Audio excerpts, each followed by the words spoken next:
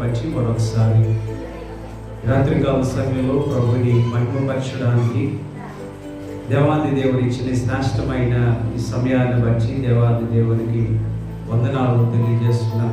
అదే రీతిగా చేరొచ్చిన మీ అందరికీ ప్రభువును రక్షకుడైన యేసుక్రీస్తు యొక్క దివ్యనామంలో హృదయపూర్వకమైన వందనాలు తెలియజేస్తున్నాం. లూకా సువార్త 12వ అధ్యాయము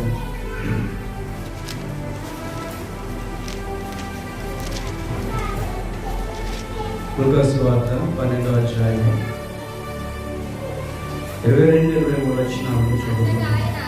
అంతటా ఆయన తన శిష్యులతో ఇట్లా నేను ఈ హేతువు చేత మీరు ఏమి తిందుము అని నీ ప్రాణము గుర్చినైనను ఏమి ధరించుకుందుము అని నీ దేహమును గుర్చినైనను చింతింపబడి ఆహారము కంటే ప్రాణములు వస్త్రము కంటే దేహములు గొప్పవి కావా.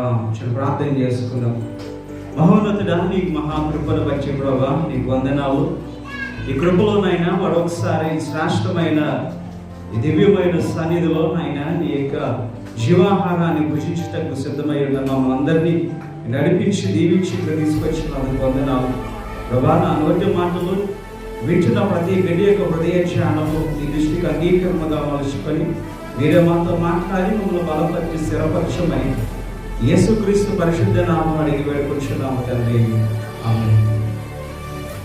ప్రభు యొక్క మాటలను మనం జ్ఞాపకం చేసుకొచ్చున్నాం.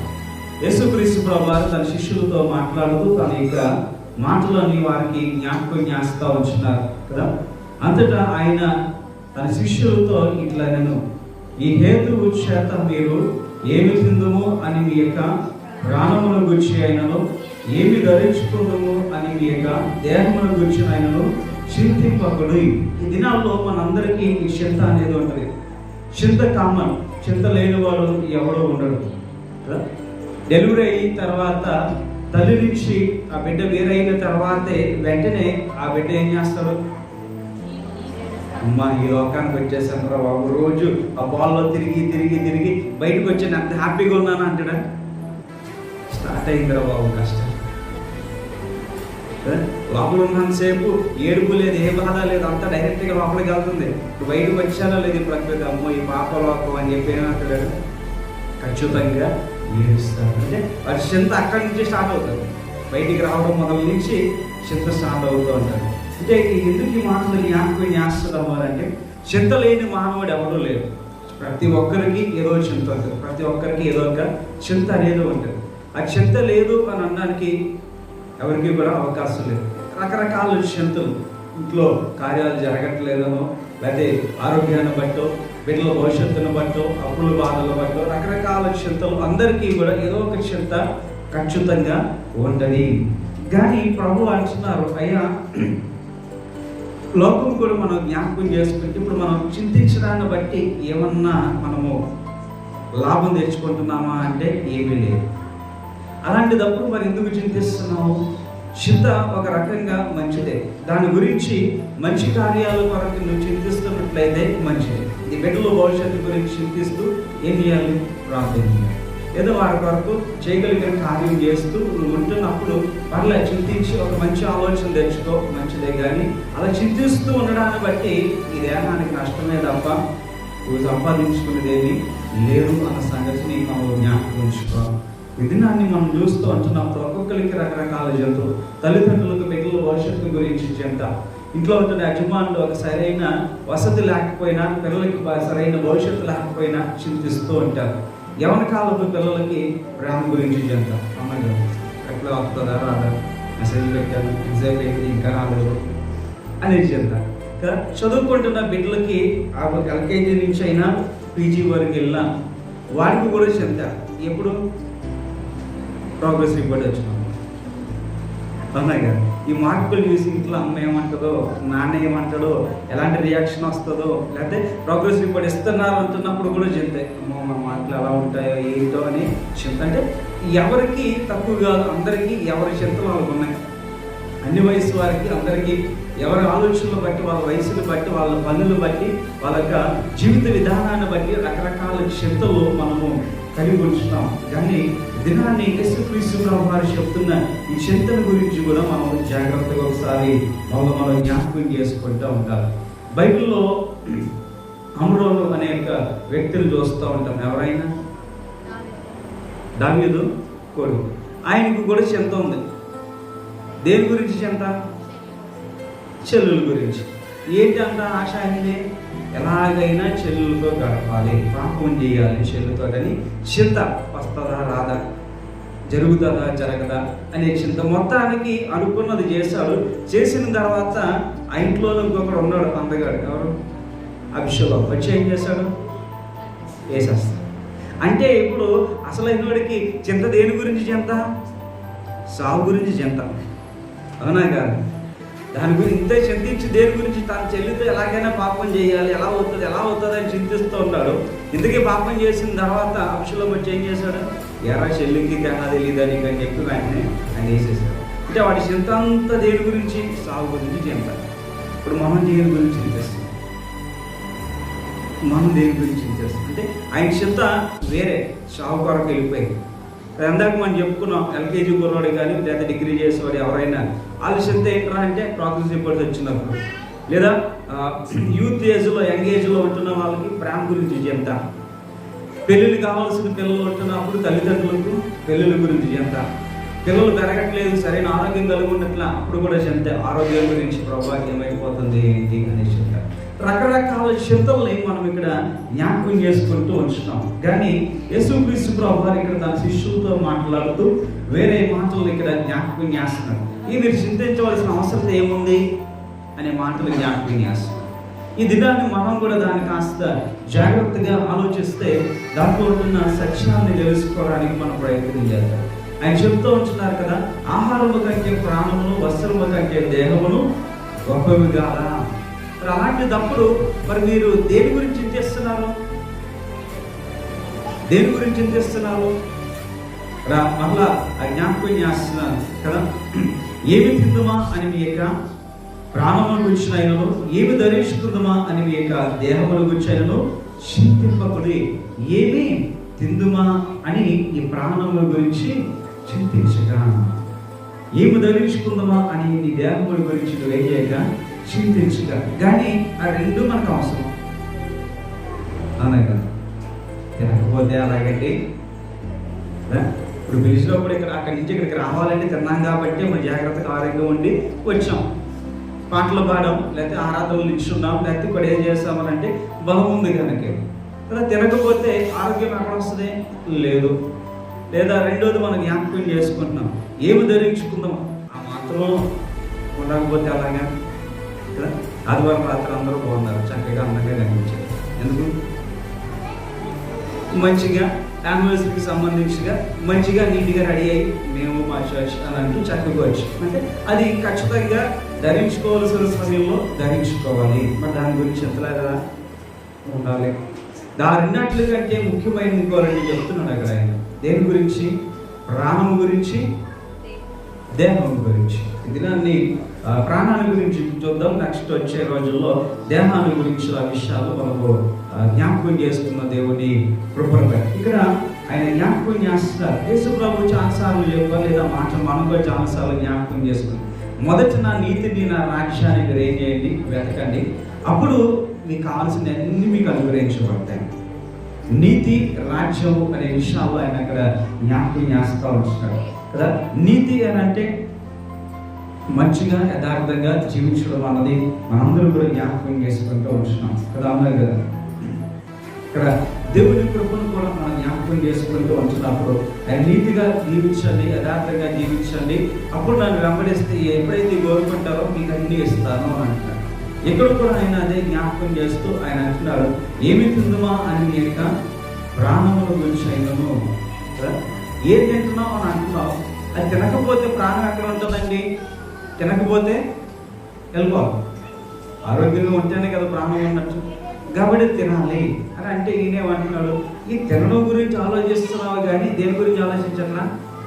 ప్రాణం గురించి ఆలోచించట్లా. కదా. మనం తినడం గురించి ఆలోచిస్తున్నాం, తినకపోతే పాడైపోతామండి, బాగోమండి, కదా, బలం ఉండదండి అని అనుకుంటున్నాం. కానీ తినడానికి ప్రాణానికి చాలా ఉంది కదా. నువ్వు తిండి మీద దృష్టి పెడుతున్నావు తప్ప ప్రాణం మీద దృష్టి పెట్టట్లా. తిండి మీద దృష్టి పెడుతున్నావు కానీ ప్రాణం మీద దృష్టి పెట్టట్లా. మీరు వెనక్కి వెళ్ళిపోండి బాబు, వెనక్కి వెళ్ళిపోండి, వెనకాల కుర్చీలు వెనకాల కూర్చున్నాను, అక్కడికి వెళ్ళిపోయి అక్కడ రాసుకోండి. ప్రాణాన్ని గురించిన చింత మీకు లేదు అన్నట్టు ఆయన జ్ఞాపకం చేస్తూ ఉంటున్నారు. దినాన్ని మనము చూస్తూ ఉంటున్నప్పుడు ప్రాణము ఎక్కడి నుంచి వచ్చింది?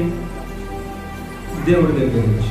ఎందుకు అంటే ఆదిలో మనం చూస్తున్నప్పుడు మట్టిని తీసుకున్నాడు దేవుడు, ఆ మట్టి నుంచి ఒక బొమ్మ తయారు చేస్తాడు. ఆ బొమ్మ నుంచి ఆ రాశికారంలో ఎగుతాడైన జీవాత్మ ఊదగానే ఆ బొమ్మ ఏమైంది? జీవించు ప్రాణిగా మారింది. అంటే దేవుడు ఏమి ఊదాడు? జీవాన్ని ఊదాడు. ఆ జీవం మనలోకి వచ్చింది కదా. అంటే మనం అర్థం చేసుకోవచ్చు. ఆయన మళ్ళీ చెప్తూ ఉంటాడు, అయ్యా నువ్వు లోకమునకు వెలుగై ఉన్నావు కదా, లోకమునకు వెలుగై ఉన్నావు అని దేవుడు మాట్లాడడానికి కూడా మనము జ్ఞాపకం చేసుకుంటూ ఉంటున్నాం కదా. ఈ దినాన్ని మనము జాగ్రత్తగా చూస్తూ ఉంటున్నప్పుడు యెహోవా పెట్టిన దీపం ఏంటంట? ఆత్మ కదా. ఇప్పుడు దేవుడు మనలోకి ఏం ఊదాడు?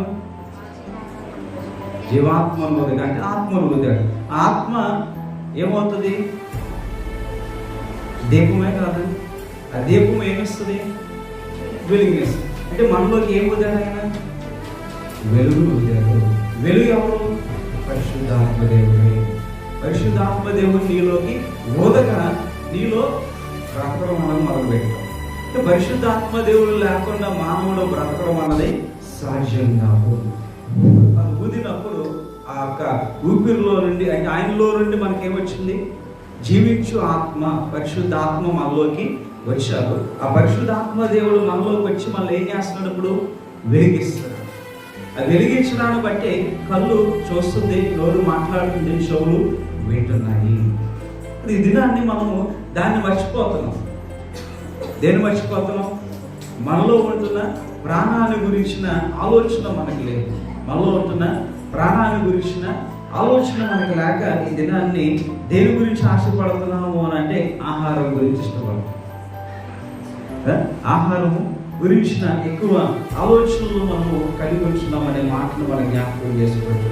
నువ్వు ఎప్పుడైతే ఆ వెలుగు నీలో ఉందో నువ్వు లోకంలో వెలుగుగా ఉంటావు. అనేక మందికి నువ్వేమవుతున్నావు? దీవెనకరంగా ఉంటున్నావు అన్న సంగతి మర్చిపోయి ఏమి తిందమా అనే దాని మీద ఎక్కువ కాన్సన్ట్రేట్ చేస్తాను. తినడాన్ని బట్టి నేను బ్రతుకుతున్నాను అనుకుంటున్నాను తప్ప లోపల వెలిగించే దేవుడు, పరిశుద్ధాత్మ దేవుడు నాలో ఉన్నాడు, ఆ వెలుగు నాలో ఉంది కనుకే నేను వెలిగించబడుతున్నాను అన్న సంగతి మర్చిపోతున్నాను. దాని గురించిన ఆలోచన మనకు లేదు. ఆహారం గురించిన ఆలోచనలోనే ఉంటుంది. అంటే ప్రాణానికి ఏం కావాలి అన్న దాని గురించి ఆలోచించారు. ప్రాణానికి ఏం కావాలి అంటే ఆహారమే కావాలేమో అని ఆహారం మీద ఎక్కువ కాన్సన్ట్రేట్ చేస్తూ ఉంటాం. దాని గురించి ఎక్కువ చింతిస్తూ ఉంటాం. ఎలా సంపాదించుకోవాలి, రేపొద్దున్న ఏం తినాలి, రేపొద్దున్న ఏం వండుకోవాలి, రేపొద్దున్న ఇంకెంత బలంగా ఉండాలని, ఇంకెంత మంచి తినాలి అని దాని గురించి ఆలోచిస్తున్నాం తప్ప ప్రాణం గురించిన ఆలోచన లేదు. ప్రాణం ఎక్కడి నుంచి వచ్చింది? పై నుంచి, అంటే దేవుడి దగ్గర నుంచి వచ్చింది. ఆహారం ఎక్కడి నుంచి వస్తుంది? భూమిలో నుంచి వస్తుంది. అంటే మానవుడు చేసిన దాన్ని బట్టే వస్తుంది. ఇప్పుడు మన దేనికి ఎక్కువ ప్రాధాన్యత ఇవ్వాలి? పైన ఉన్న వాటి వరకే ప్రయాసపడండి అంటున్నాడు ఆయన. కానీ మనం ఏం ప్రయాసపడుతున్నాం? పైసా ఇక్కడి నుంచి ఏం తింటేద్దామా, ఏం తగ్గేద్దామా అని చదువుతున్నాం తప్ప అక్కడి నుంచి ఫ్రీగా వచ్చిన దాని గురించి, అది ఇచ్చిన తర్వాత దాని కొరకు నేను ఎంత నమ్మకంగా ఉంటున్నాను, దాన్ని కాపాడుకోవడంలో నేను ఏమేమి చేయాలన్న విషయాన్ని అసలు ఆలోచన లేదు మనం. అందుకే అంటున్నాడు దేవుడు యేసుక్రీస్తు ప్రభువు, అయ్యా ఏమి తిందుమా అని నీకు దేహం గురించి ఆలోచించుకున్నాను. ఆ తిండి గురించి ఎక్కువ అయిపోతుంది. ప్రాణం గురించి అసలు శ్రద్ధ లేదు నీకు. అసలు దాని గురించి శ్రద్ధ ఉంటే ఆహారం మీద నీకు ఆశ ఉండదు. దాన్ని సరి చేసుకోవడానికి ఎక్కువగా ఇష్టపడే జీవితాల్లో మనం ఉంటూ ఉంటాం కదా. లైట్స్ ఉండడాన్ని బట్టి, ఆ దేవుని యొక్క ఆత్మ మనలో ఉండడాన్ని బట్టి ఎక్కువగా మనము ప్రకాశించడానికి లేదా బ్రతకడానికి కారణం ఏంటయ్యా అంటే ఆయన. కానీ ఆయనకి కావాల్సింది చేయట్లేదు మనం, ఆయనకి కావాల్సింది చేయట్లేదు. అందుకే ఆత్మను ఆయన చెప్తూ ఉంటాడు కానీ మన ఆయన చెప్పే పనులు లేవు. మరి ఆయన చెప్పినప్పుడు చేయనప్పుడు ఆయన మనలో ఉంటుందని వెళ్ళిపోతే మరి ప్రాణానికి ఆహారం పెట్టే తాగిపోతాను. ఏ ఆహారం పెడతామో అది పెట్టాలి. దేన్ని బట్టి అది నడుస్తుందో దానికి అది చేయగలిగిన చేస్తే ఖచ్చితంగా లోకమునకు వెలుగుతూ ఉంటాను. కానీ అది ఆలోచన మన లేని బ్రతుకులు ఉండడాన్ని బట్టే దేవుడు మరలా మనకి ఈ దినాన్ని ఈ మాటలు జ్ఞాపకం చేస్తావచ్చు. అందుకే తన శిష్యులు చూసి వేరే పొద్దున మీరు వెళ్తారు, వెళ్ళేటప్పుడు ఇలా ఎలా ఉండాలి, ఇంకో దీని మీద కాదు మీ కాన్సన్ట్రేషన్ దేని మీద ఉండాలో అది జ్ఞాపకం చేస్తావచ్చు. దినాన్ని మనం కూడా క్రైస్తవులు అని చెప్తూ దేవుని బిడ్డలు అని చెప్తూ ప్రాణాన్ని గురించిన ఆశ మనకేందా ఏందా అని అంటే అంత ఆహారం గురించే వస్త్రాల గురించే. అందుకే దేవుడు అంటున్నాడు ఏమి తింటుమా అనే దాని గురించి మర్చిపోతాను. ఒకసారి ఆ చదువుకున్న వచనంలో కిందకి 24వ వచనం కూడా చదువుతే అక్కడ మాట చూస్తూ ఉంటాం. కాపుల సంగతి విచారించి చూడండి, అది ఎత్తుపోయిపోయివు, వాడి ఎరుసు లేదు, కొట్టు లేదు, అయినను దేవుని వాటిని పోషించుచున్నాడు. మీరు పక్షుల కంటే ఎంతో శ్రేష్ఠులు. చదువు. మరియు మీలో ఎవరు చింతించడం వలన తన ఎత్తును మూరడు ఎత్తుగా చేసుకొనగలడు. అంటే మనం అంత చింతించేయడాన్ని బట్టి ఏమైనా పెరుగుతామా? ఏం పెరిగేదే ఉండదు. కానీ మనకి వీడు నేనే కష్టపడిపోతున్నాను, నేనే ఆలోచించేస్తున్నాను, నేనే ఎంత నా కుటుంబం నేను లేకపోతే ఈ బాబోయ్ అన్నట్టుగా చింతిస్తున్నాను. దేవుడు అంటున్నాడు మరి ఆకాశ పక్షులకి ఎవడెత్తున్నాడు? మనందరూ ఏమైనా అట్లా దత్తత తీసుకొని పెంచుకొని రోజు పెడుతున్నామా? ఇంట్లో కుక్కల కంటే ఆడుతున్నాం కానీ పక్షులకి వాటికి ఎవరు ఆడుతున్నాను? ఆయన అంటాడు అయ్యా పువ్వులు చూడండి, నువ్వేమైనా నీళ్ళు ఆడుతున్నావు ఆ రోజుని రోడ్డు పక్కన ఉంటున్నా వాటికి, మరి వాటికి ఎవరు పెడుతున్నాడు? వాటి కంటే మీరు శ్రేష్ఠులు కదా, మరి మీరెందుకు తిండి మీద అంత కాన్సన్ట్రేట్ చేస్తున్నారు? తిండి గురించి ఎందుకు అంతగా చింతిస్తున్నారు? దాని మీద ఎందుకు అంత మనసు పెడుతున్నారు? వీటిని పోషించగలిగిన వల్ల వాటికంటే శ్రేష్టంగా మిమ్మల్ని చేసుకున్నాను కదా, నా రూపంలో నా స్వరూపంలో నా పనులు నేను చేసుకున్నప్పుడు నేను మీకు పెట్టకుండా వదిలేస్తానా? దేని గురించి చింతించాలి? ప్రాణాన్ని గురించిన శ్రద్ధ నీకు కలుగుతుంది. ఎందుకు అంటే అది యెహోవా పెట్టిన దీపము. ఆ దీపాన్ని నువ్వు వెలిగించుకుంటూ ఉండాలి, కానీ దాన్ని మర్చిపోతున్నాను. ఆ దేహం ఏమైపోతుంది? పొద్దున్న నీకు దేవుడు చెప్పినట్టుగా నడవకపోతే అంటే అందరికి జ్ఞాపకం చేసుకున్నాం కదా, మొదట నీతిని రాజ్యాన్ని వెతక్కున్నా కనుక నీ దేహం అంటే అది ఎక్కడ పోతుంది కూడా దాని గురించి ఎంతలేదు. రేపు ఫంక్షన్కి వెళ్ళాలి, ఇస్త్రీ బట్టలు ఉన్నాయా లేదా, మ్యాచింగ్ బ్లౌజ్ ఉందా లేదా, పైనుంచి టాప్ టు టాప్ కింద వరకు సంథింగ్ మొత్తం మ్యాచింగ్ ఉందా లేదా, దాని గురించి ఎంత తప్ప రేపు రాకుండా వస్తే నేను ఎంత పడతానా చచ్చిపోతున్నాను, అంటే నరకానికి పోతానా, ఎంతబడి దేవుడితో పడి వెళ్తానా అన్న దాని గురించి చెప్తాను. ధ్యానం ఏమైపోయినా పర్లేదు, ధ్యానానికి ముందు అన్నం దొరుకుతాను, దాన్ని అన్న తయారు చేసేసాం. తయారు చేసి మళ్ళీ చెప్పేది ఏంటి? ఇంటేనే కదా చర్చకి వెళ్తాం, ఇంటేనే కదా పాటలు పాడగలం. ఏమంటాడు యేసుప్రభు, మరి బాబా మీరు కేకలు లేకపోతే ఇది ఎంత కేకలించుకుంటారు? ఏది మాటలో రాళ్ళు శుద్ధిస్తాయి. మనం ఫీల్ అవుతున్నాం ఏదో నేను చాలా సూపర్ అని. నేను ఒక్కసారి నీ నోరు మూసేసాడు అనుకో, ఇవన్నీ పాడతాయి మనకంటే చక్కగా పడతాయి. దేవుడు ఆ ధన్యత మనకి ఇచ్చినప్పుడు దాని మీద కాన్సన్ట్రేట్ లేదు. మనం దేవుడు ఎందుకు మనకి ఇచ్చాడు, ఎందుకు ఈ దేహం ఇచ్చాడు చాలాసార్లు జ్ఞాపకం చేసుకున్నాం కదా. చాలా కణాలు ఉంటాయి, దాంట్లో కొన్ని లక్షల కణాల్లో ఒకటి మటుకే మనిషిగా మారుతుంది. అని దాంట్లో దేవుడు నిన్ను సెలెక్ట్ చేసుకుని తల్లి గర్భంలో జాగ్రత్తగా పెంచి 10 నెలలు 9 నెలలు వచ్చి ఆ తర్వాత బయటికి తీసుకొచ్చి ఆ తర్వాత కూడా నీకు కావాల్సిన అన్నీ చేస్తున్నాడు అని అంటే నీ మీద ఎంత శ్రద్ధ కలుగున్నాడు. మరి అంటే నీ ఆత్మను గురించిన అంత జాగ్రత్త దేవుడు కలుగుంటే ఆత్మ నీ శరీరంలో ఉంటున్నప్పుడు నీ ప్రాణాల గురించిన మరి ఎంత జాగ్రత్త నువ్వు కలిగి ఉన్నది. కానీ దాని మీద మనకు అసలు ఏమాత్రం కూడా దృష్టి లేదు. ఆత్మ ఏంటో అన్నది మనం జ్ఞాపకం చేసుకున్నాం పరిశుద్ధాత్మ దేవుడే. అయితే మరి పరిశుద్ధాత్మ దేవుడికి ఏం కావాలి? అది చేస్తున్నామా? ఆ పరిశుద్ధాత్మ దేవుడు చెప్పినట్టుగా నడుస్తున్నామా? ఆయన తినద్దని ఎప్పుడో చెప్పాలి. ఆకలి వేసినప్పుడు తినమనే ఆహారానికి కావాల్సిన ఏక వెజిటేబుల్స్ కానీ ఫ్రూట్స్ కానీ అన్ని దేవుడు మనకి తయారు చేసి పెట్టాడు. కానీ వాటికి కాదు ప్రాధాన్యత.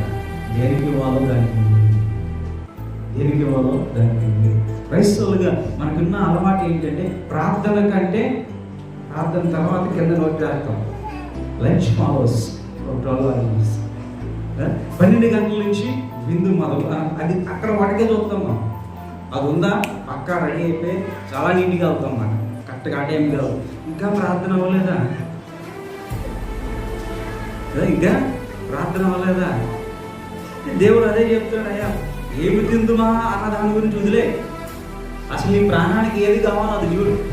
ఆ ప్రార్థనకి వెళ్తే, ఆ ఇంటి దగ్గరికి వెళ్తే ఆ సేవకుడు ఏం చెప్తాడో ఆ జీవాహారాన్ని వదిద్దాం అన్న సంగతి మర్చిపోతున్నాం. ఆ బట్టలు చూసారు బాగున్నాయి, బాగా కుట్టిందా ప్రజల ఈసారి వేరకనే ఉన్నా అన్న టైంలో ఆలోచిస్తున్నాం. అంటే ఎందుకు వెళ్తున్నాం అయ్యా అంటే నా బట్టలు చూపించుకోవడానికి వెళ్తున్నాం. ఆ ప్రాణాన్ని కాపాడుకోవడానికి దేవుడు ఇస్తున్న జీవాహారాన్ని విధించడానికి కావట్లా.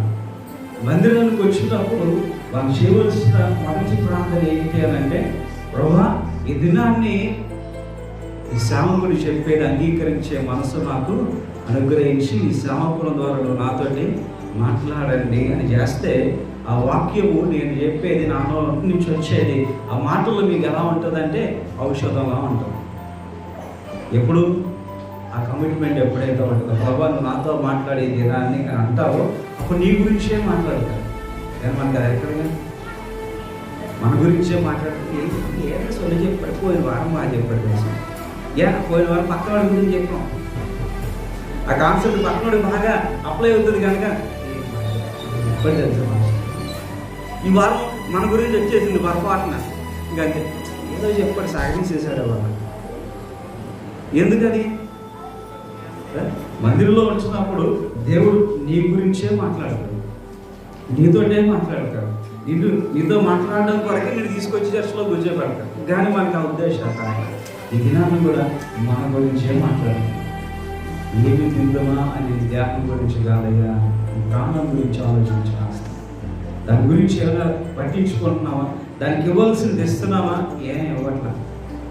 కానీ ఆహారం గురించి ఆలోచిస్తున్నాం. మన ఆకాశ పక్షులకి ఎవరెడుతున్నావు?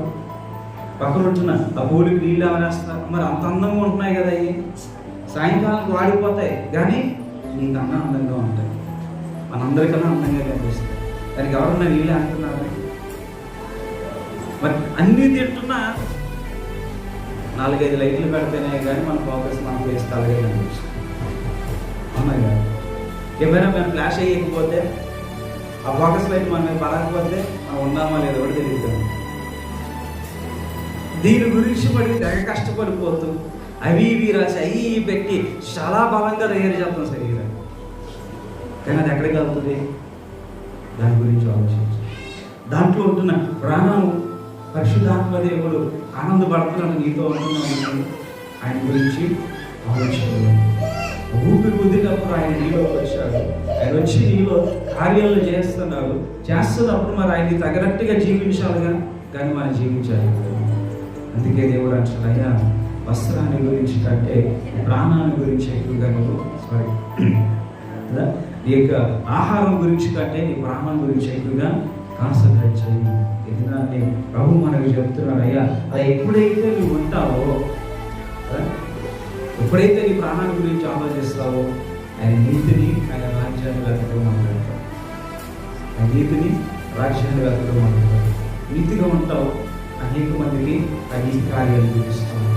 నువ్వు మంచిగా ఉంటావు, అనేక మందిని మంచిగా నడిపించడానికి ప్రయత్నం చేస్తావు. నువ్వు యథార్థంగా ఉంటావు, ఉంటున్న వాళ్ళని కూడా ఇలా ఉండండి అని చెప్తావు. ఎప్పుడు ఈ ప్రాణాన్ని గురించిన ఆశయంగా ఉంటావు. ఎందుకు అంటే ఆ ప్రాణము పరిశుద్ధాత్మ దేవుడయ్యా, ఆయన నాలో ఉన్నాడు కనుక నేను ఇలా ఉండకూడదు, నేను ఇలా చేయకూడదు. మొదట ఆ నీతిని రాజ్యాలు అక్కడికి వెళ్తావు. ఆ నీతి కార్యాలు ఆ మంచి కార్యాలు నువ్వు నేర్చుకుంటూ ఉంటూ ఇతరులకు ఏం చేస్తావు? అదే నేర్పిస్తూ ఉంటావు. దానికి మనం అయితే మనము వాటి గురించిన ఆలోచన, వాటి గురించిన శ్రద్ధ లేని బ్రతుకులకు మన బ్రతుకులు ఉండిపోతున్నాయి. అందుకే ప్రభు ఈ దినాన్ని మనకు ఆ మాటలు జ్ఞాపకం చేస్తూ ఉంటున్నాం. అందుకే కదా మరలా మాట చదువుకుని మనం ముగించుకొచ్చినాం. ఇదే నీ హేతు వచ్చి అంత మీరు ఏమి తిందుమా అని మీ యొక్క ప్రాణముల గురించి అయినను ఏమి ధరించుకుందామా అని ఇక దేహమును కూర్చొని చింతింపబడి, ఆహారము కంటే ప్రాణము, వస్త్రము కంటే దేహము గొప్పవిగా. ఏది గొప్పది? ప్రాణం గొప్పదా, ఆహారం గొప్పదా? ప్రాణమే గొప్పది.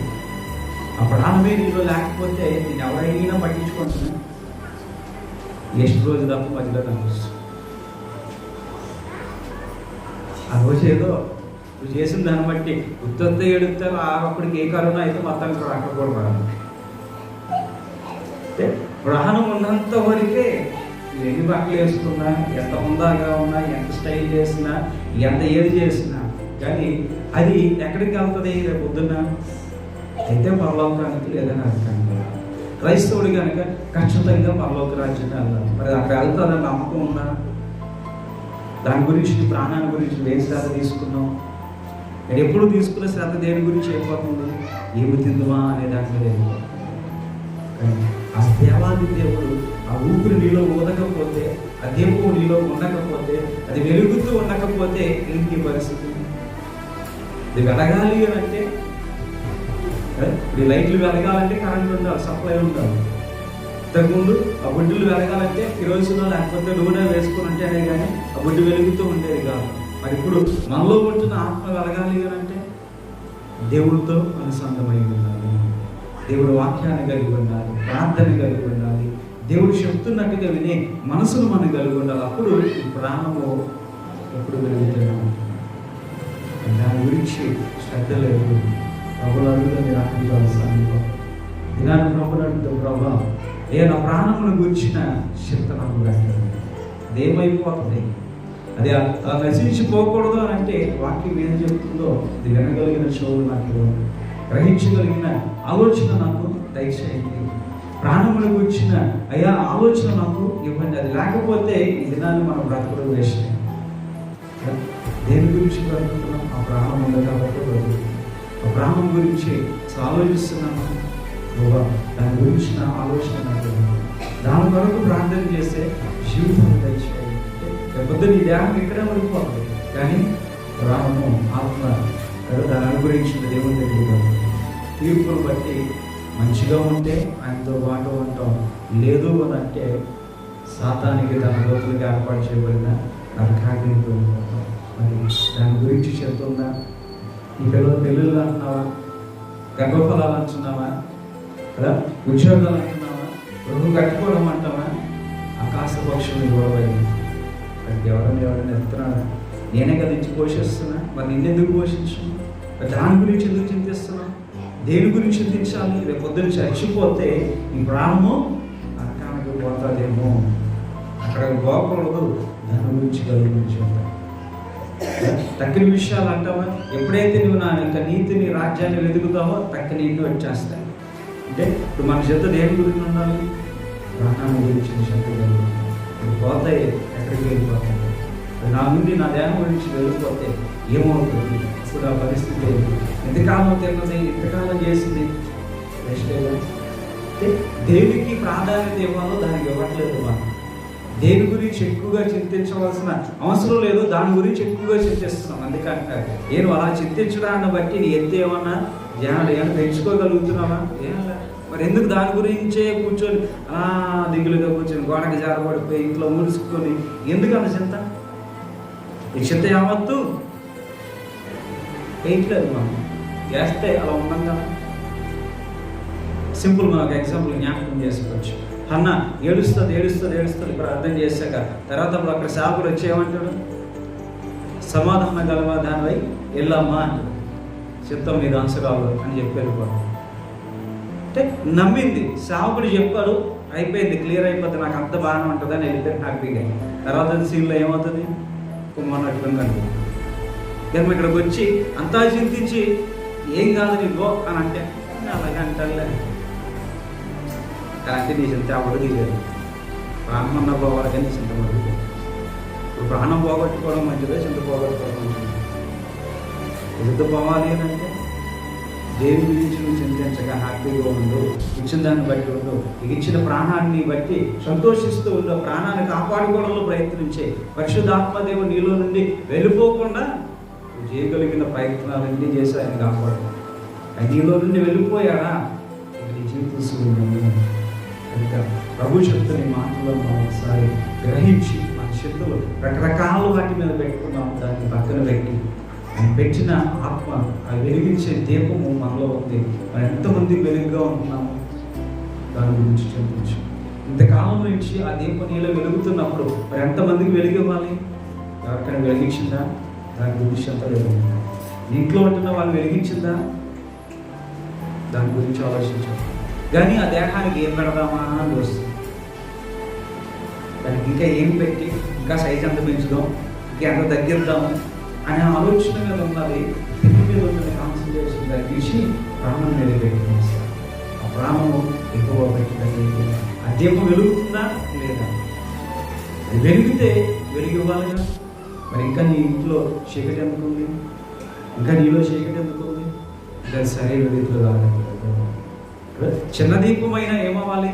ఆ చీకటి ఉంటున్న ప్రదేశంలో కాంతినిస్తుంది. మరి ఇన్ని దీపాలు ఉంటున్నప్పుడు ఎంత కాంతి ఉండాలి?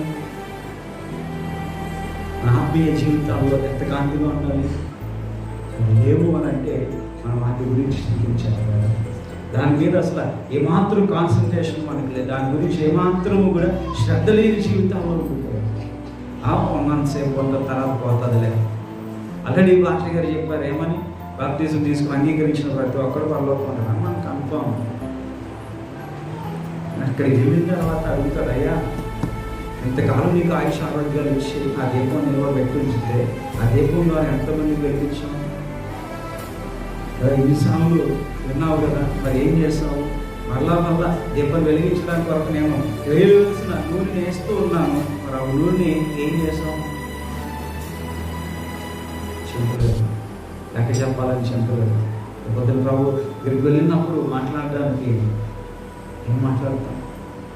వెలుగుగా అక్కడ పెడితే సువార్తను ఏం చేస్తామని అంటే ఏం చేస్తాం? అందరూ చేసిందే చేస్తాం. అందరూ చేసింది చేయడానికి దాని నుంచి ఇక్కడ తీసుకొచ్చింది ఎందుకు? ఇక్కడ దొరేడు నుంచి అక్కడ ఎవరు లేరన్నా?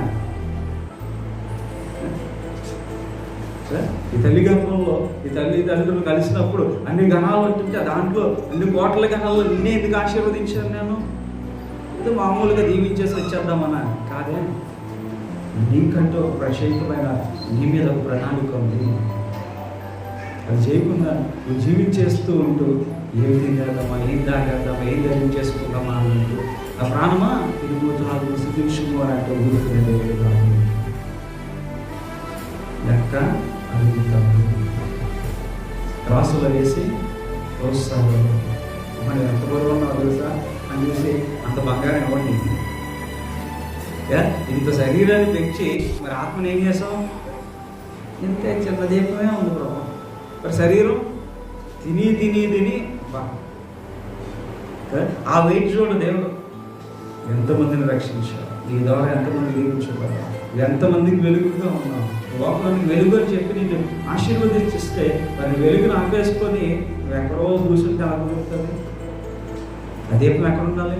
ఇంటి అంతటికి వెలుగు ఇవ్వాలంటే పైన ఉండాలి. పైన ఉంటేనే వెలుగుతావు. మరి నువ్వు పైకి ఎప్పుడు వెళ్తున్నావు? ఇంకా తింటూనే ఉన్నావు, ఇంకా పాలు తాగే వాళ్ళుగా ఉన్నాం, ఇంకా అక్కడే స్టేజ్లో ఉన్నాం. ఇక్కడి నుంచి ఇక్కడికి ఎప్పుడు రావాలి ప్రభు? అవునా కదా?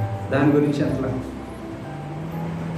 పరిశుద్ధాత్మని వరాల గురించి కానీ ఆత్మ ఫలాల గురించి కానీ ఆత్మీయతలో వర్ధిల్లాలనే దాని విషయంలో మనకి వచ్చి అలా బట్టి ఏం చేశారు? మనం పోయిందేమో. వాళ్ళు తింటున్నారు, మనం తింటున్నాం. వాళ్ళు ప్రార్థన చేస్తారు, మనం ప్రార్థన చేస్తాం. వరాలు ఉంటేనే దేవుడు దీవెత్తున్నాడు, లేకపోతే మనం దీవించలేదా అనేసి ఆలోచనలోనే ఉన్నాను తప్ప నేను దేవుని బిడ్డని, ఆత్మ సంబంధమైన బిడ్డని, ఆత్మానుసారంగా నడవాలి, ఆత్మ సంబంధించిన ప్రతి వరము నాలో ఉండాలి. దాని గురించి ప్రభు ఇంతకాలం నుంచి ప్రార్థన చేస్తున్నా, ఇంతకాలం నుంచి క్రైస్తవులుగా ఉంటున్నాం, ఒక్క వరం కూడా నాకు లేదా? ఒక్క ఆత్మఫలం కూడా నాలో లేదు. ప్రేమ లేదు, సంతోషం లేదు, ఇంకా నెగ్ని అంటే ఇంకా అసలు లేదు. ఆత్మవరాల గురించిన ఆలోచన లేదు. వాటి గురించి మనకి చెంతలేదు. ఏమి ధరించుకుందామా, ఏమి తిందామా అనే దాని మీద నిజమైన క్రైస్తవుడు అయితే నిజంగా దేవుని బిడ్డలైతే ఈ దినాన్ని ప్రభు అడుగుతాను, ప్రభా అయ్యా నా జీవితం వీటి మీద నుంచి నా నుండి దూరపరచండి. నేను నీ కొరకు ఆలోచించే జీవితాన్ని నాకు ఇవ్వండి. ఆత్మవరాల గురించి, ఆత్మఫలాల గురించి, ఆత్మానుసారమైన జీవితం గురించిన ఆలోచన నాలో పుట్టించండి. నువ్వు నాకు పెట్టిన ఆ దీపాన్ని వెలిగిస్తూ అనేక మందిని వెలిగించే జీవితం కొరకు నేను ప్రార్థన చేసే ఆ ప్రార్థన మాకు నేను ప్రార్థన చేస్తున్నాను, నేను తెల్లవారుజాము వెళ్తున్నాను, మంచిదే. మరి దీపం వెలిగించబడుతుంది కదా. అక్కడికి వచ్చిన తర్వాత వెలిగించబడిన తర్వాత ఆ దీపం మరి ఎంతమందికి వెలుగు వస్తుంది? మరి ఆ వెలుగు నీలో ఉంటున్న వెలుగు నీకు వెలుగునిస్తుందా? గమనించావా? నిజమైన వెలుగు అయితే నువ్వు కూడా వెలిగించబడతావు. నీలో ఇంకా అన్యాచారాలు ఉండవు. అన్యుల గురించిన కదా ఆ లోక సంబంధమైన ఆచారాల్లో మనము మనసు పెట్టము. కానీ ఇంకా ఆ మనసు మనలో ఉంది అని అంటే ఆ దీపం నీకు వెలిగినట్ల, ఆ దీపం ఇంకా మనకి వెలిగినట్ల. నిన్న మొన్న అదే డిస్కషన్. ఒక మా యూత్, ఏ యూత్ కాలేజీకి వెళ్ళాలన్నా ఒకటి వెళ్ళకూడదని ఒకడు పనికి వెళ్ళాలన్నా ఒకడు పనికి వెళ్ళకూడదని ఒకటి. ఎందుకు రా అని అంటే అమావాస్య కదా. అదే వాళ్ళు ప్రార్థన మానేద్దాం ఉంటుంది. అమావాస్య కదా, మీరు ఎవరు రారేమో. ఎవరిని అడిగినా నిన్న మొన్నటి వరకు ఆ మాటలే. అమావాస్య కదా అమావాస్య కదా చేయకూడదు, అమావాస్య కదా రావద్దని. అమావాస్యగా రావద్దని ఎవరు చెప్పాడు అసలు? నువ్వు క్రైస్తవుడు కాదు. ఆపరేషన్లు మానేసుకున్న పెద్దలు కూడా ఉన్నారు వ్యవస్థ. అంటే అమావాస్య. మరి ప్రార్థనలు ఎందుకు? నేనెందుకు? ఇక్కడ పొద్దున్న తెల్లవారుజామున ప్రార్థనలు ఎందుకు? దేవుడు ఎందుకు? ఇంకా అవునా కాదు? అంటే మన భక్తి ఏమయ్యిందిరా అని అంటే గుంపులో గోవిందా. అందరూ పొద్దున్న గట్టిగా ప్రార్థన చేస్తున్నారు, నేను గట్టిగా ప్రార్థన. అందరూ తెల్లబట్టలు వేసుకోతున్నారు, నేను తెల్లబట్టలు వేసుకోవచ్చు. అందరూ పలానా చేస్తున్నారు, నేను పలానా చేస్తాను అనే అంటున్నాను తప్ప ఆత్మను వెలిగించుకోవడానికి ఆత్మ నిజంగా నీలో వెలుగుతున్నట్లయితే ఆచారాలు ఏవి పట్టించుకో.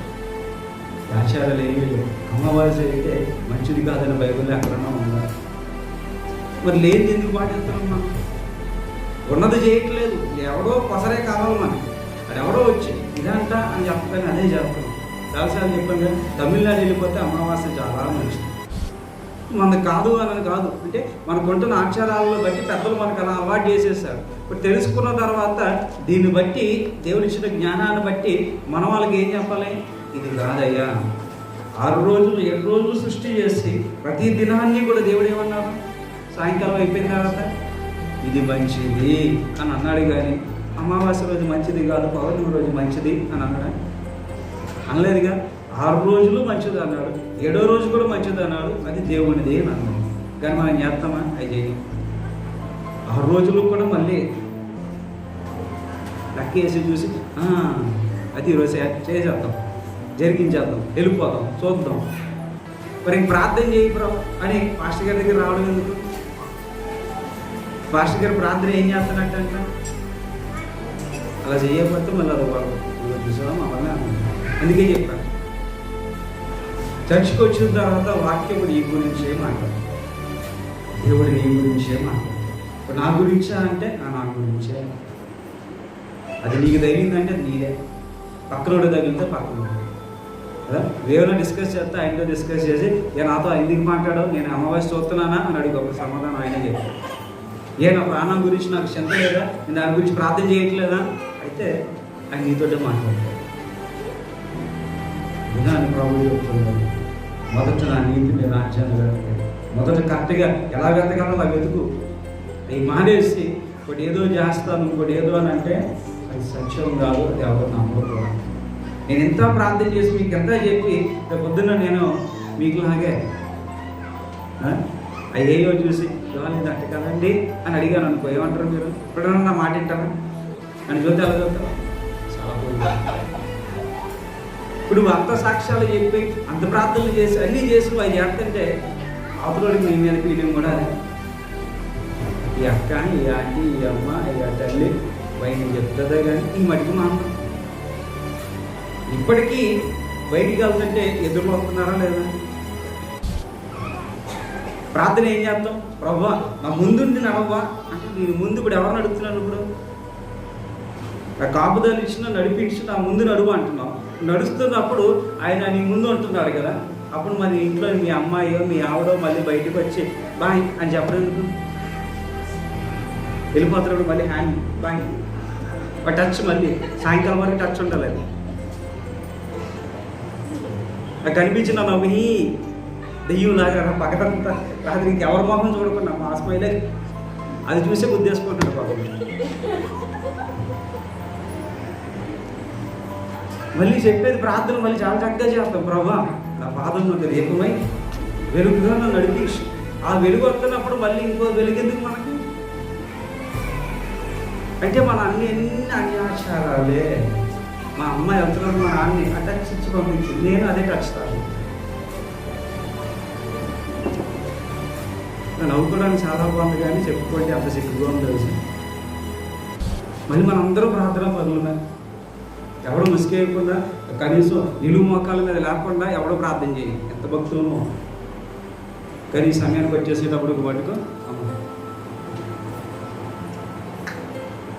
ఆశారాల బట్టి ఎక్కడ కాంప్రమైజ్ ఉన్నాం. అందుకే ఈ విధంగా